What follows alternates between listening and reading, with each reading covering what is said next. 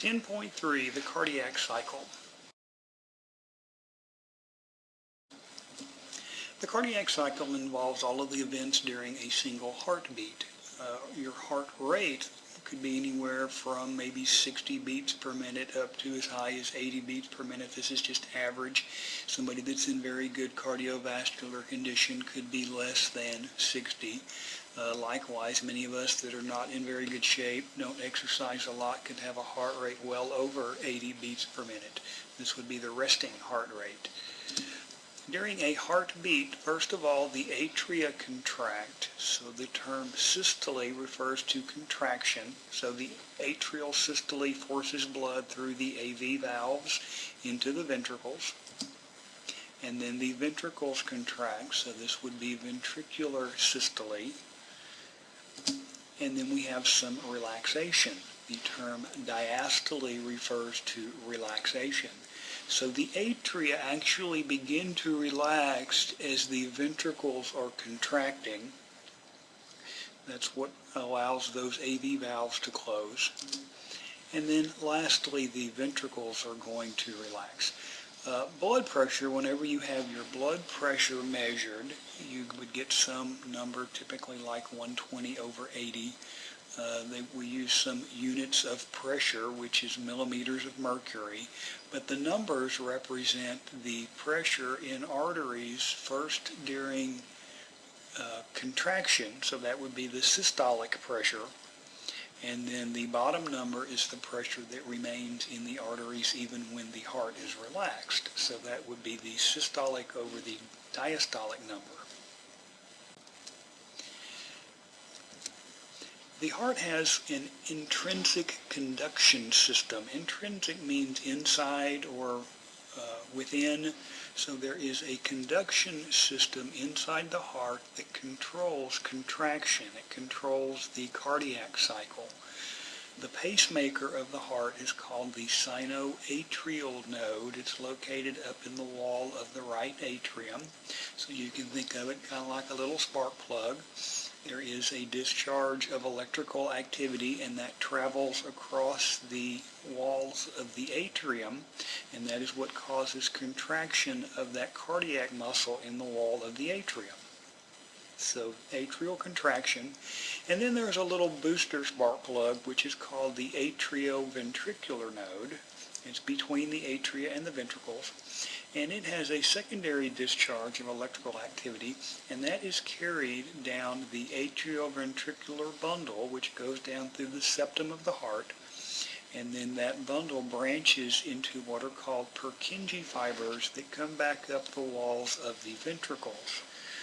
And so this is what results in ventricular contraction. So it's really an interesting arrangement, because if you think about the location of the arteries are on the top of the heart, and so it's much more efficient if contraction of the ventricles begins at the bottom, and that's going to force, first of all, the AV valves closed, and then it opens the semilunar valves and forces blood out the arteries, which are on the top of the heart. And so this arrangement of the bundle branch and the Purkinje fibers allows ventricular contraction to begin at the bottom, and then that wave of contraction moves towards the top and forces blood out the arteries. The heart can beat on its own. You can remove the heart from the chest, and the sinoatrial node will continue to initiate the heartbeat. Doesn't need any help from nervous system or hormones. However, there are extrinsic controls that do involve the nervous system and the hormones, and so even though the heart will continue to beat on its own, we can control the rate or how vigorously the heart contracts by nervous input or by hormones.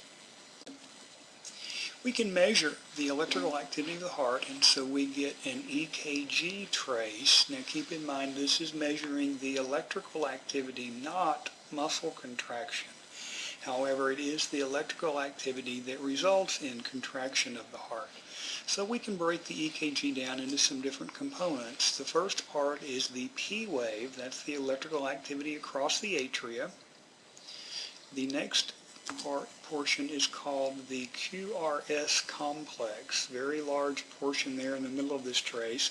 This is the electrical activity across the ventricles.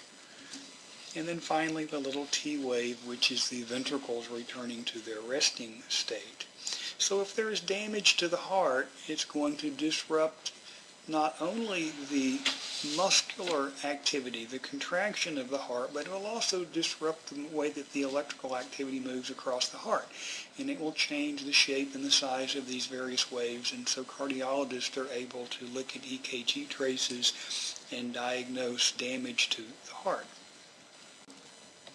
If we look at the EKG trace along with this diagram that shows the intrinsic conduction system, in the P wave is electrical activity across the atria at the top, and then the large QRS is ventricular excitation.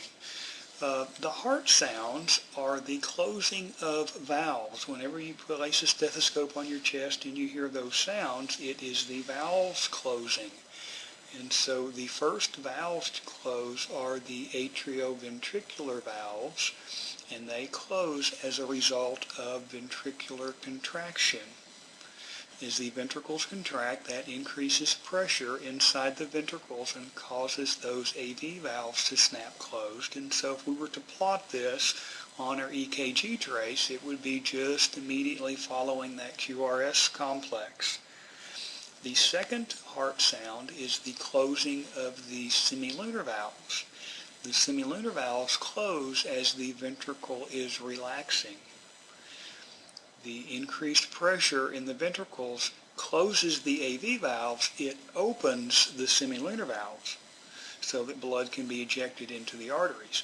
And then as the ventricles are relaxing, that decreased pressure allows those semilunar valves to snap closed.